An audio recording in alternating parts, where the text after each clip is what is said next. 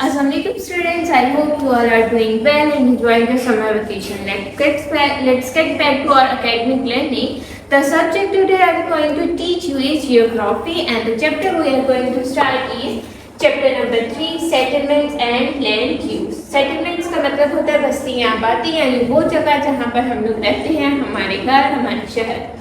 And the land use यानी हम जमीन को इस्तेमाल कैसे करते हैं. So let's get started.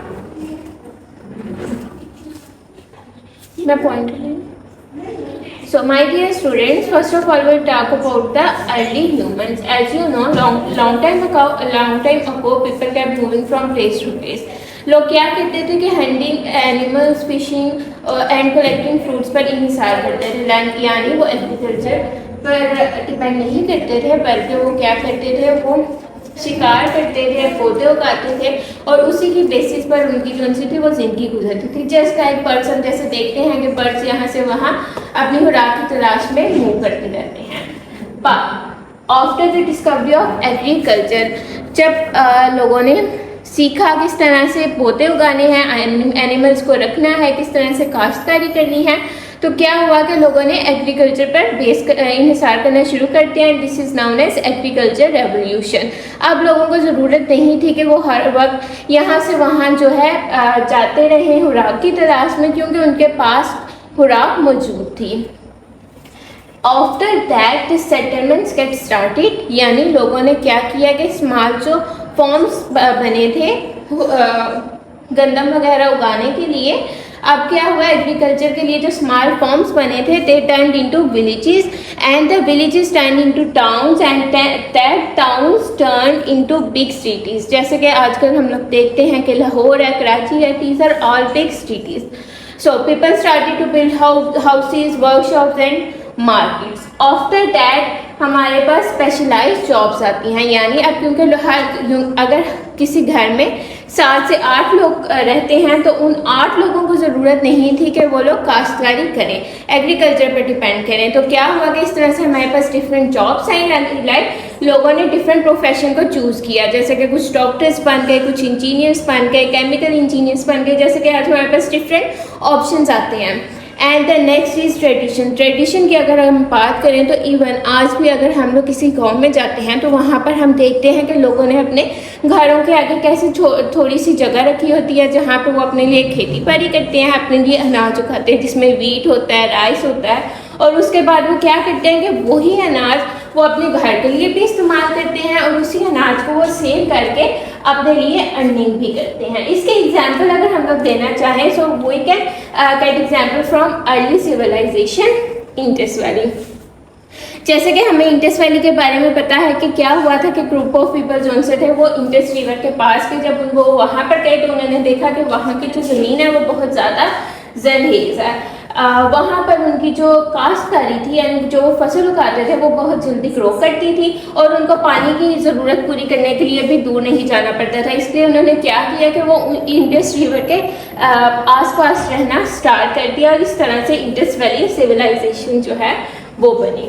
The next we will talk about the characteristic of a civilisation, यानी किसी भी सिविलाइजेशन की क्या खसूसियात होती हैं.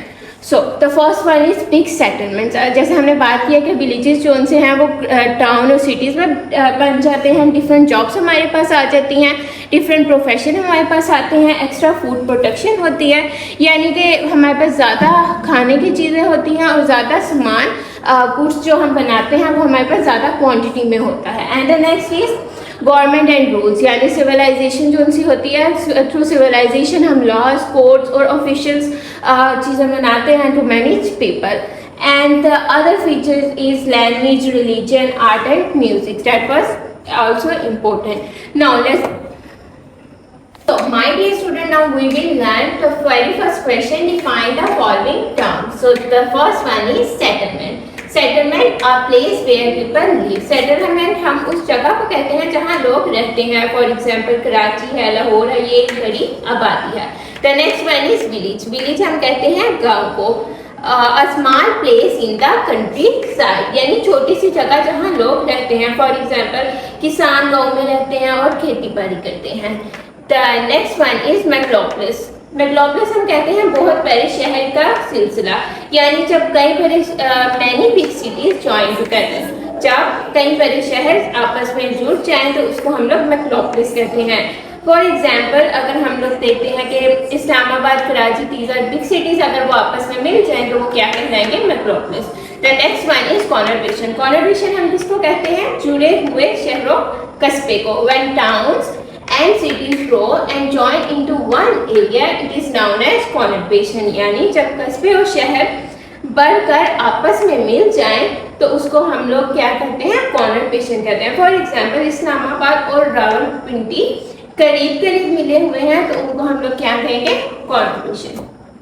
The next question is, what is a hunter-gatherer way of life? Hunter-gatherer way of life यानी जिंदगी गुजारने के तरीके को हम क्या कहते हैं? Living by hunting animals, जानवरों का शिकार करके, and collecting fruits and plants, जानवरों का शिकार करके, फ्रूट्स कलेक्ट करके और प्लांट्स कलेक्ट करके जिंदगी गुजारने को हम क्या कहते हैं? hunter-gatherer way of life कहते हैं।